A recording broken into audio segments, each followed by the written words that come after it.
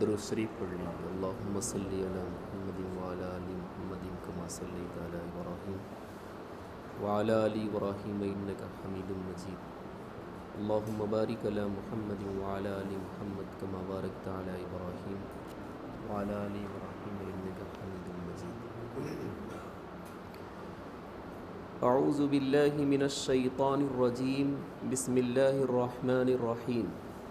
وَإِذَا لَقُوا الَّذِينَ آمَنُوا قَالُوا آمَنَّا وَإِذَا خَلَوْا إِلَى شَيَاطِينِهِمْ قَالُوا إِنَّا مَعَكُمْ إِنَّمَا نَحْنُ مُسْتَهْزِئُونَ اللَّهُ يَسْتَهْزِئُ بِهِمْ وَيَمُدُّهُمْ فِي طُغْيَانِهِمْ يَعْمَهُونَ أُولَئِكَ الَّذِينَ اشْتَرَوُا الضَّلَالَةَ بِالْهُدَى فَمَا رَبِحَتْ تِجَارَتُهُمْ وَمَا كَانُوا مُهْتَدِينَ۔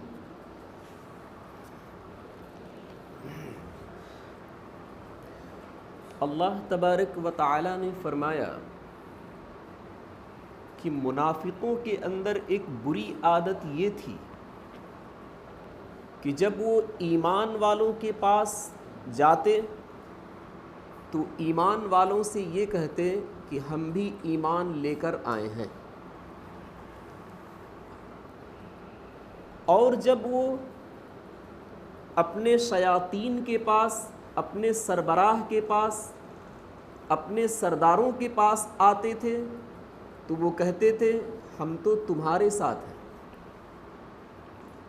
انما نحن مستہزئون۔ مسلمانوں کے پاس اور ایمان والوں کے پاس جو ہم گئے تھے تو بس مذاق اڑانے کے لیے گئے تھے۔ یہ ان کی بہت خراب عادت تھی، جہاں جیسی بنتی ہو وہاں ویسی وہ کر لیتے تھے۔ ایمان والوں کے پاس جا کر کہتے تھے ہم بھی ایمان والے ہیں، اور جب وہ اپنوں کے پاس آتے تھے تو کہتے تھے ہم تمہارے ساتھ ہیں۔ مسلمانوں کے پاس اور ایمان والوں کے پاس گئے تھے استہزاء کے لیے، مذاق کرنے کے لیے۔ وَإِذَا لَقُوا الَّذِينَ آمَنُوا قَالُوا آمَنَّا، اور جب وہ لوگ ایمان والوں سے ملاقات کرتے تھے تو وہ کہتے تھے آمنا، ہم ایمان لے آئے ہیں۔ وَإِذَا خَلَوْا إِلَى شَيَاطِينِهِمْ، اور جب وہ اپنے شیاطین کے پاس جاتے تھے تو کہتے تھے کہ ہم تمہارے ساتھ ہیں، انما نحن مستہزئون، ہم تو مذاق کرنے والے ہیں۔ استہزاء اور مذاق کرنا، تفسیر قرطبی کے اندر لکھا ہے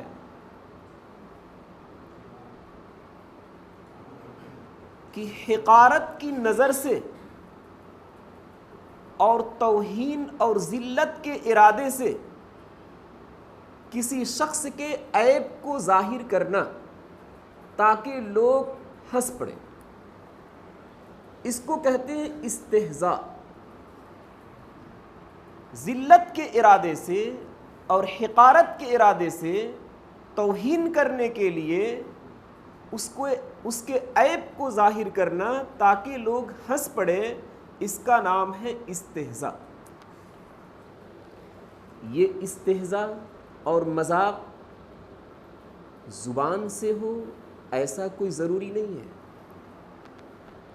بلکہ اعضاء اور جوارح سے بھی ہو سکتا ہے کہ جس کے اندر جو عیب ہو اس کی ہم نقل کریں اپنے کسی عضو سے، یہ بھی استہزاء ہے۔ قرآن کریم کے حوالے سے اللہ تبارک و تعالیٰ نے فرمایا کہ کسی کا استہزاء کرنا، کسی کا مذاق اڑانا حرام ہے۔ 26ویں پارے کی ایک آیت ہے، یا ایھا الذین آمنوا لا یسخر قوم من قوم عسى ان یکونوا خیرا منہم ولا نساء من نساء عسى ان يكن خيرا منهن ولا تلمزوا انفسكم ولا تنابزوا بالالقاب۔ ایمان والو، کوئی شخص کسی شخص کا مذاق نہ اڑائے۔ اس آیت کے اندر اللہ تبارک و تعالیٰ نے مردوں کو الگ حکم دیا ہے کہ تم لوگ کسی شخص کا مذاق مت اڑانا، اور عورتوں کو الگ حکم دیا ہے کہ تم میں سے بھی کوئی عورت کسی عورت کا مذاق نہ اڑائے۔ قرآن کریم کا یہ اصول رہا ہے کہ جب کسی چیز کا حکم دینا ہوتا ہے تو مردوں کو حکم دیتا ہے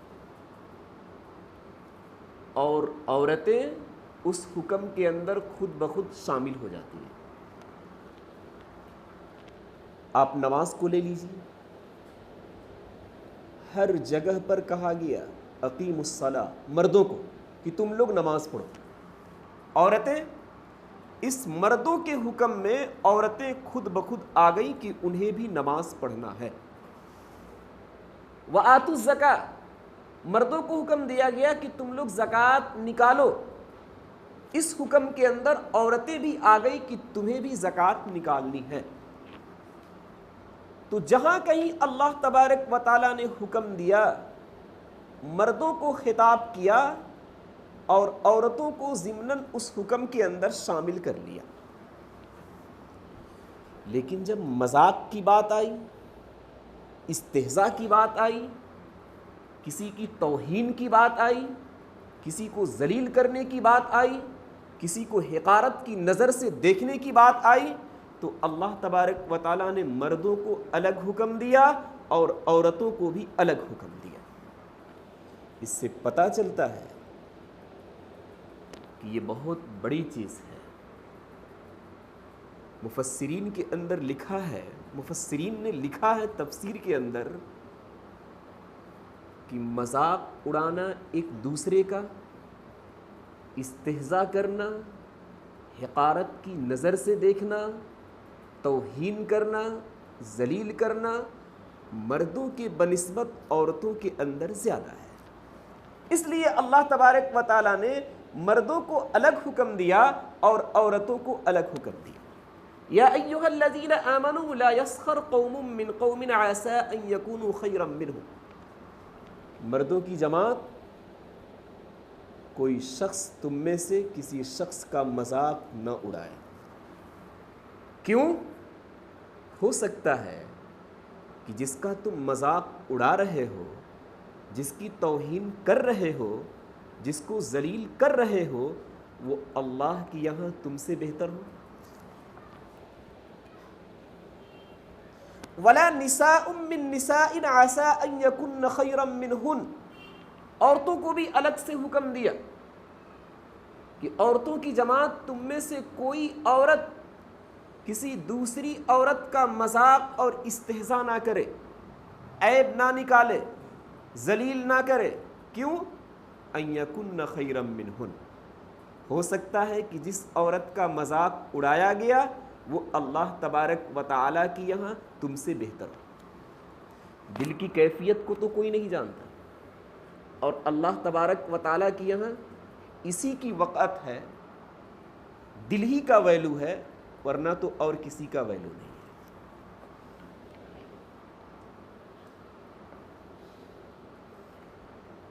قرآن کریم نے مردوں کو حکم دیا کہ کوئی مرد کسی مرد کا مذاق نہ اڑائے، عورتوں کو حکم دیا کہ کوئی عورت کسی عورت کا مذاق نہ اڑائے۔ مرد جمع ہوں گے تو ہو سکتا ہے کہ مذاق شروع ہو جائے، اللہ نے وہاں منع کر دیا۔ عورتیں جمع ہوں گی، ہو سکتا ہے توہین اور ذلت اور مذاق شروع ہو جائے، اللہ نے وہاں بھی منع کر دیا۔ ایک تیسری شکل بھی نکلتی ہے کہ مرد اور عورتیں جمع ہو جائے اور وہاں ایک دوسرے کا مذاق اڑانا شروع ہو جائے، اس کو قرآن نے ذکر نہیں کیا۔ کیوں؟ مرد دونوں آپس میں جمع ہو سکتے، عورتیں دونوں آپس میں جمع ہو سکتی ہیں، لیکن مرد ہوں اور عورت ہوں، یہ دونوں جمع ہو جائے، شریعت نے بہت پہلے اس سے منع کر دیا ہے۔ تو جب شریعت کے اندر مرد اور عورت کا اختلاط ہو ہی نہیں سکتا تو قرآن نے اس سے منع بھی نہیں کیا۔ البتہ یہ مسئلہ اس سے ثابت ہو گیا کہ جس طریقے پر مرد مرد کا مذاق نہ اڑائے، عورت عورت کا مذاق نہ اڑائے، ایسی چاہیے کہ مرد کسی عورت کا مذاق نہ اڑائے اور عورت کسی مرد کا مذاق نہ اڑائے۔ اس آیت کے نازل ہونے کے بعد کہ مذاق اڑانا، عیب نکالنا، ذلیل کرنا، توہین کرنا یہ حرام ہو چکا۔ اس آیت کے نازل ہونے کے بعد جو ہمارے بزرگ گزرے ہیں ان کے یہاں عجیب طریقے کا ماحول بن گیا تھا۔ عمر ابن شرحبیل رحمۃ اللہ علیہ کا ایک واقعہ لکھا ہوا ہے کہ وہ کہتے ہیں کہ جب میں کسی ایسے شخص کو دیکھتا جو بکری کے تھن سے اپنے منہ کو لگا کر اس کا دودھ پی رہا، پیالے سے نہیں، گلاس سے نہیں، کپ سے نہیں، بکری کے تھن میں اس نے اپنے منہ کو لگایا اور وہاں سے دودھ پی رہا، کہتے ہیں عمر ابن شرحبیل اس شخص کو بھی میں نے حقارت کی نظر سے نہیں دیکھی۔ کیوں؟ ہو سکتا ہے کہ اللہ تبارک و تعالی مجھے بھی ویسے ہی کر دے، تو پھر میں کیا کروں گا؟ بالکل کسی کی ذلت نہیں، کسی کی رسوائی نہیں ہونی چاہیے۔ عبداللہ ابن مسعود رضی اللہ تعالیٰ عنہ فرماتے ہیں کہ اس آیت کے نازل ہونے کے بعد راستے کے کتوں کو بھی میں نے برا نہیں سمجھا، ان کو بھی حقارت کی نظر سے اور ذلت کی نظر سے اور عیب کی نظر سے میں نے نہیں دیکھا۔ کیوں؟ ہو سکتا ہے کہ اللہ تبارک و تعالی ہمیں بھی ایسے ہی بنا دے تو ہم کیا کریں گے؟ ابو ہریرہ رضی اللہ تعالی عنہ کی ایک روایت مجھے ملی کہ آپ صلی اللہ علیہ وسلم نے فرمایا کہ اللہ تبارک و تعالی کسی کی شکل و صورت کو نہیں دیکھتا، کسی کے مال و دولت کو نہیں دیکھتا، بلکہ اس کے اعمال اور اس کے دل کو دیکھتا ہے۔ اللہ کے یہاں کس کا اعتبار ہے؟ دل کی کیفیت کا اعتبار ہے، دل کا اعتبار۔ جبھی قربانی کے مسئلے میں ایک آیت نازل ہوئی ہے، لَن يَنَالَ اللَّهَ لُحُومُهَا وَلَا دِمَاؤُهَا وَلَكِنْ يَنَالُهُ التَّقْوَى مِنْكُمْ۔ آپ اپنا جانور خواہ 10,000 کا خریدے یا 10 لاکھ کا خریدے، اللہ تبارک و تعالیٰ کو اس سے کوئی مطلب نہیں ہے۔ نہ تو 10 لاکھ کے جانور کا خون اللہ تبارک و تعالیٰ کا پہنچتا ہے اور نہ ہی اس کا گوشت اللہ تبارک و تعالیٰ کو پہنچتا ہے۔ اللہ تبارک و تعالیٰ کو پہنچتا کیا ہے؟ وَلَكِنْ يَنَالُهُ التَّقْوَى، دل کی کیفیت کیا ہے؟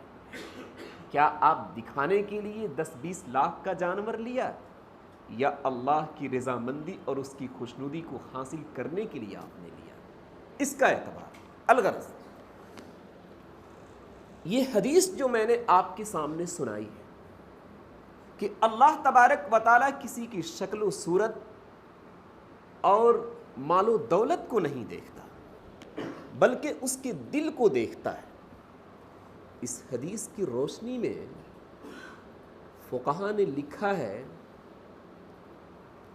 کہ کسی شخص کا ظاہر دیکھ کر اچھا ہونے کا فیصلہ کر دیا جائے، ایسا نہیں ہو سکتا۔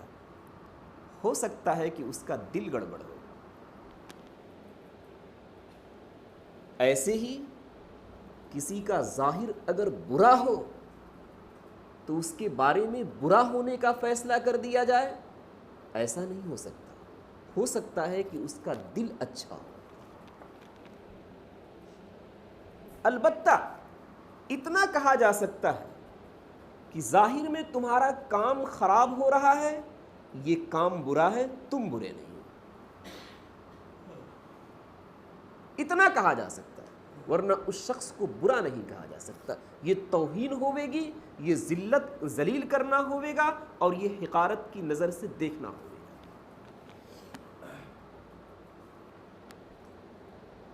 اسی حقارت کی نظر سے دیکھنا اور توہین کرنا اور ذلیل کرنا، اسی کے قریب قریب ایک لفظ قرآن پاک نے نقل کیا ہے، لمز، لام میم ز،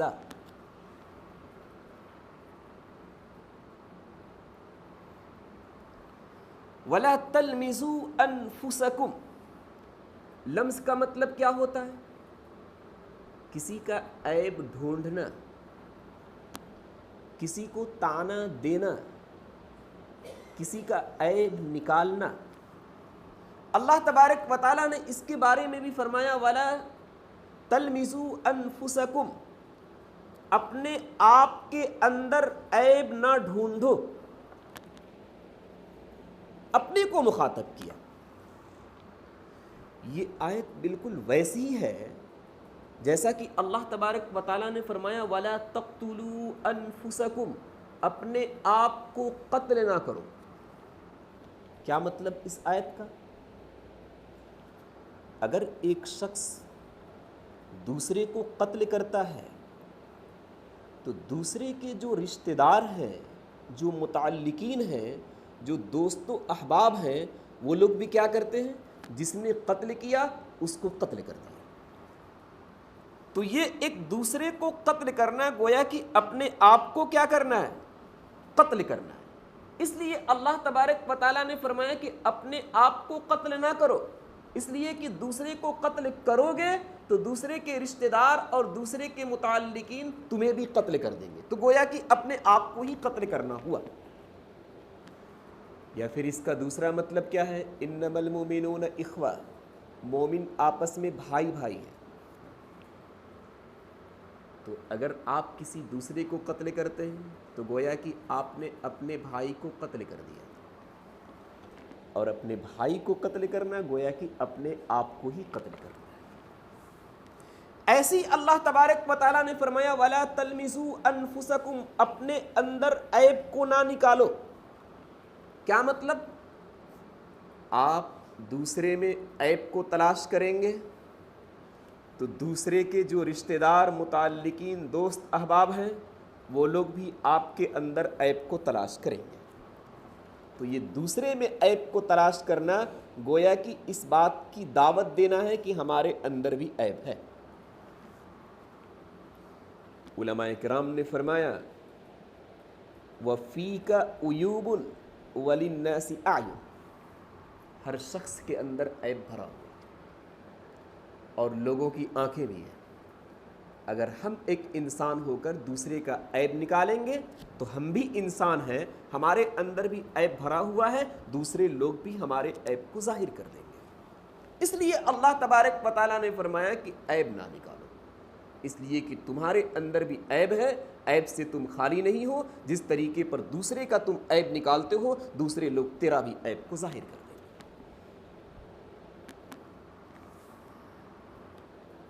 ایک تیسرا لفظ آتا ہے کسی کو برے لقب سے پکارنا، آواز دینا، وَلَا تَنَابَزُوا بِالْأَلْقَابِ۔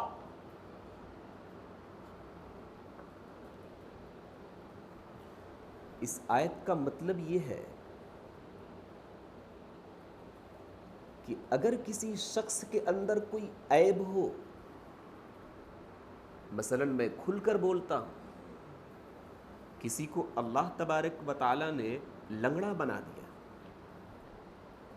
کسی کو اللہ تبارک و تعالیٰ نے کانا بنا دیا، کسی کو اللہ تبارک و تعالیٰ نے نابینا بنا دیا، کسی کے اللہ تبارک و تعالیٰ نے کسی عضو کو ٹیڑھا کر دیا، اس کے ہاتھ کو ٹیڑھا کر دیا، اس کی ناک کو ٹیڑھا کر دیا، اس کے کان کو ٹیڑھا کر دیا، تو یہ عیب اللہ تبارک و تعالیٰ کی طرف سے ہے۔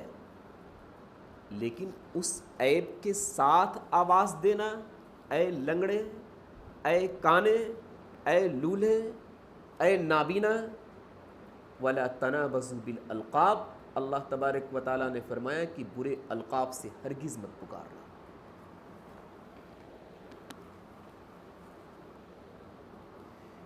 ایک دوسرا مطلب اس آیت کا یہ لکھا ہوا ہے کہ کوئی شخص اپنے زمانے میں چوری کرتا تھا لیکن چوری سے توبہ کر لیا. نعوذ باللہ من ذالک، وہ زنا کرتا تھا لیکن زنا سے توبہ کر لیا. اب جب چور اپنی چوری سے توبہ کر لیا ہے، زناکار زناکاری سے توبہ کر لیا ہے، تو پھر اس شخص کو چور کہہ کے آواز دینا، پھر اس شخص کو زانی کہہ کر آواز دینا، وَلَا تَنَابَزُوا بِالْأَلْقَابِ، ان برے القاب سے آواز دینا بالکل حرام ہے.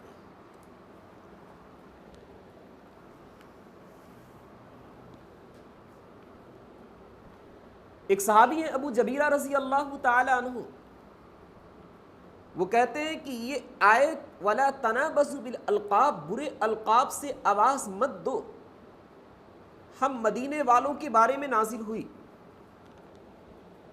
ہم مدینے والوں کا حال یہ تھا کہ ایک شخص کے 3-4 نام تھے. ایک اچھا سا نام تھا اور دوستوں نے 2-3 نام چڑھانے کے لیے رکھ دیے تھے. نبی اکرم صلی اللہ علیہ وسلم ہجرت کر کے جب مدینۃ المنورہ پہنچے تو نبی اکرم کو تو کچھ پتہ نہیں تھا کہ کون سا نام اس کا اچھا والا ہے اور کون سا نام لوگوں نے چڑھانے کے لیے رکھ دیا. ایک مرتبہ نبی اکرم صلی اللہ علیہ وسلم نے ایک شخص کو آواز دیا اس نام سے جو لوگوں نے چڑھانے کے لیے طے کر رکھا تھا. ایک صحابی نے آپ صلی اللہ علیہ وسلم کو بتایا کہ حضرت یہ نام لوگوں نے اسے چڑھانے کے لیے رکھ دیا ہے، اس لیے اس نام سے آپ آواز مت دیجیے. تب یہ آیت نازل ہوئی وَلَا تَنَابَزُوا بِالْأَلْقَابِ، جو برے القاب ہیں، جو برے نام ہیں، ان ناموں سے کسی شخص کو نہ پکارا جائے، اچھے ناموں سے اسے آواز دی جائے. ہاں، ایک اور حدیث مجھے یاد آ گئی. آپ صلی اللہ علیہ وسلم نے ایک موقع پر فرمایا کہ جو شخص اپنے زمانے میں چوری کر رہا تھا، ایسی زنا کر رہا تھا اور اس نے چوری سے توبہ کر لی، زنا سے توبہ کر لیا، اب اگر کوئی شخص اسے برے نام سے پکارتا ہے چور کہہ کر یا زانی کہہ کر، تو اللہ تبارک و تعالیٰ نے اپنے ذمہ لے رکھا ہے. کیا؟ اللہ نے فرمایا کہ پکارنے والے شخص کو دنیا کے اندر بھی ہم ذلیل کریں گے اور آخرت کے اندر بھی ذلیل کریں گے. ہاں، ایک بات ضرور ہے، اگر کسی شخص کے نام تو برے ہیں لیکن وہی برا نام اتنا مشہور ہے کہ اس برے نام ہی سے لوگ جانتے ہیں، اس کے علاوہ اصل نام سے لوگ نہیں جانتے. تو پھر فقہائے کرام نے لکھا ہے کہ اس برے نام سے آواز دے سکتے ہو اس شرط کے ساتھ کہ توہین کا ارادہ نہ ہو، ذلیل کرنے کا ارادہ نہ ہو، حقارت کی نظر سے دیکھنے کا ارادہ نہ ہو، عیب بیان کرنے کا ارادہ نہ ہو، تب جائز ہے. اور اگر اس برے نام کو آپ نے اپنی زبان پر لیا چڑھانے کے لیے، عیب نکالنے کے لیے، ذلت کے طور پر، حقارت کی نظر سے، توہین کے غرض سے، تو اللہ کے رسول صلی اللہ علیہ وسلم نے فرمایا کہ برے نام سے بھی پکارنا جائز نہیں ہے. حدیث کے راوی ایسے ملتے ہیں، کسی کا نام احدب ہے، کبڑا، احدب کے معنی کبڑا. کسی کا نام اعمش ہے، اعمش کے معنی جس کی آنکھوں کے اندر چوندھ کی بیماری ہو. آپ سورج کو دیکھیں گے تو آپ کی آنکھوں کی کیفیت کیا ہوتی ہے؟ وہ ہے چوندھ کی بیماری۔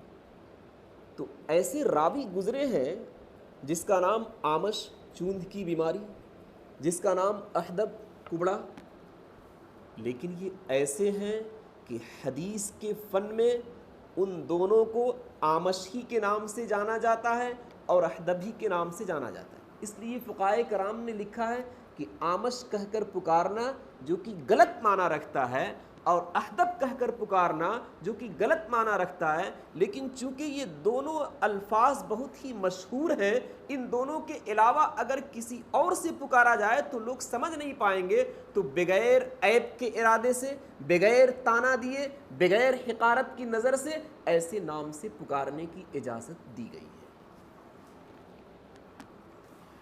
آپ صلی اللہ علیہ وسلم کے ساتھ رہنے والے ایک صحابی تھے جن کا ہاتھ عادتاً اوروں سے زیادہ لمبا تھا۔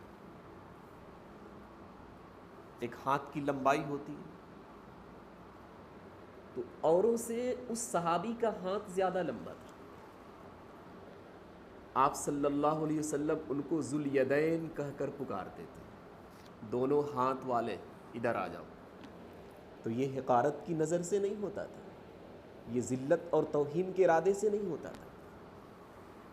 ایسے ہی کچھ اور حدیث کے راوی گزرے ہیں اور محدثین گزرے ہیں جن کے ناموں کے ساتھ اس طرح کے الفاظ لگے ہوئے ہیں: الطویل لمبو،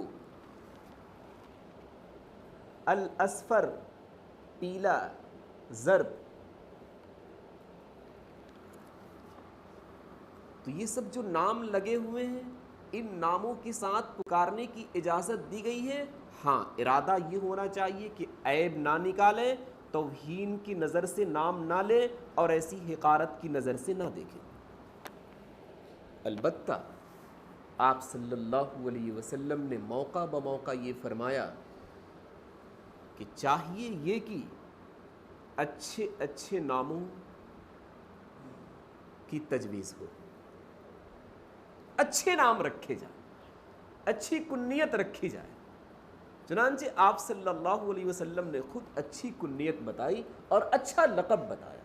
ابو بکر صدیق رضی اللہ تعالی عنہ کا لقب بتایا عتیق، عمر رضی اللہ تعالی عنہ کا لقب بتایا فاروق، حمزہ رضی اللہ تعالی عنہ کو لقب بتایا اسد اللہ، خالد ابن ولید رضی اللہ تعالی عنہ کا لقب بتایا سیف اللہ۔ اچھے لقب دیے جائیں، اچھے نام رکھے جائیں تاکہ ان ناموں سے پکارا جائے۔ آج کا زمانہ تو یہ ہے کہ لوگ بچوں کا نام مفتی گوگل سے پوچھتے ہیں۔ گوگل پر جائیے، بچوں کا نام کیا ہوگا کیا نہیں ہوگا وہاں سے لے لیجئے، کچھ پتہ ہی نہیں چلے گا کہ وہ اسلامی نام ہے یا کیا نام، نہ اس کا معنی صحیح اور نہ ہی اس کا مفہوم صحیح، نہ ہی وہ الفاظ صحیح۔ نہیں، اسلامی نام رکھے جائیں۔ ہماری نظروں میں 1,00,000 سے زائد صحابہ گزرے ہیں، ان کی پوری تاریخ ہماری نظروں کے سامنے ہے، ان کے نام رکھے جائیں اپنے بچوں کا تاکہ وہ سارے اثرات ہمارے بچوں کے اندر آ جائیں۔ وَإِذَا لَقُوا الَّذِينَ آمَنُوا قَالُوا آمَنَّا، تو یہ منافقوں کی عادت تھی کہ جب وہ ایمان والوں کے پاس جاتے تھے تو کہتے تھے کہ ہم بھی ایمان لے کر آئے،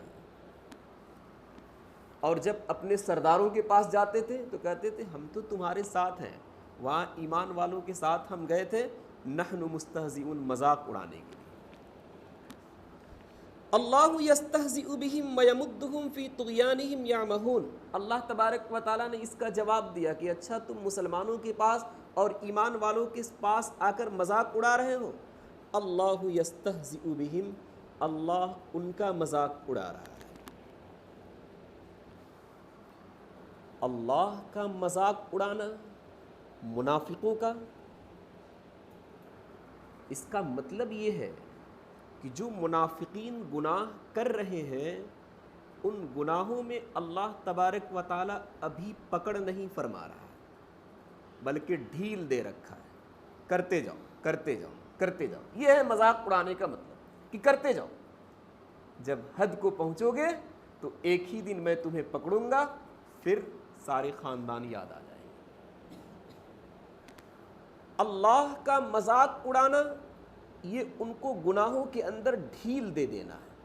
اللہ تبارک و تعالیٰ نے آگے صاف فرمایا یمدہم, اللہ نے ان کو ڈھیل دے دیا ہے کہ تم گناہ کرتے جاؤ, ابھی تم سنبھلو گے نہیں, گناہ کرتے جاؤ. البتہ مذاق کا لفظ جو ذکر کیا قرآن کریم نے تو یہ منافقوں کے جملے کے بنسبت کہ منافقوں نے اپنی زبان میں مذاق کا لفظ ذکر کیا تو اللہ تبارک و تعالیٰ نے ان کے جواب میں بھی مذاق کا لفظ ذکر کیا, ورنہ تو اللہ تبارک و تعالیٰ مذاق نہیں اڑاتا بلکہ ان کے گناہوں کے اندر ڈھیل دے رکھا. وَيَمُدُّهُمْ فِي طُغْيَانِهِمْ يَعْمَهُونَ, گناہ ایسے طریقے پر کیے جا رہے ہیں کہ اپنی سرکشی میں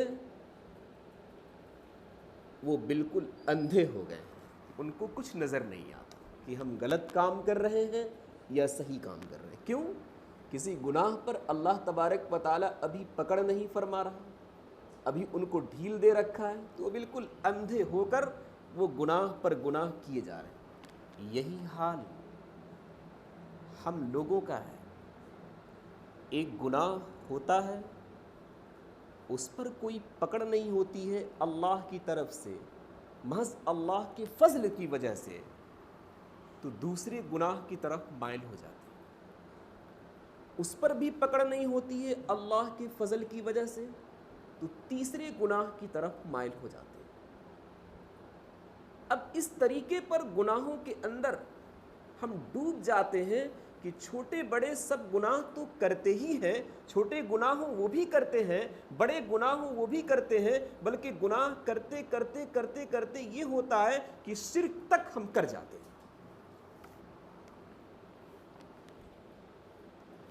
اللہ کے علم کی طرح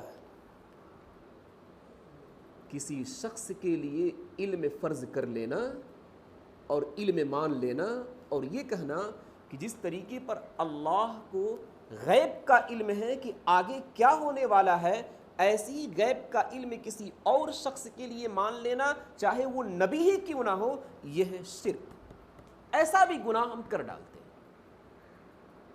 ایسے ہی کسی پیر کے بارے میں, کسی بزرگ کے بارے میں یہ عقیدہ بنا لینا کہ ہماری ساری حالتوں کو یہ جانتے ہیں, آگے کیا ہونے والا ہے یہ سب بھی جانتے ہیں, یہ بھی شرک.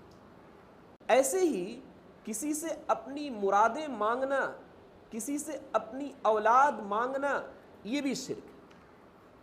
ایسے ہی کسی کے سامنے سجدہ کرنا, کسی مزار کا طواف کرنا, کسی گھر کا طواف کرنا, کسی غیر کے نام سے جانور کو ذبح کرنا, اللہ کا نام نہ لینا, یہ سب کے سب شرک ہے. ایک بھولا بھالا انسان اور ایمان والا چھوٹا گناہ کرتا ہے, بڑا گناہ کرتا ہے, پھر کرتے کرتے کرتے کرتے جب اللہ کی طرف سے کوئی عذاب نہیں آتا ہے محض فضل کی وجہ سے, تو وہ شرک تک کر ڈالتا ہے.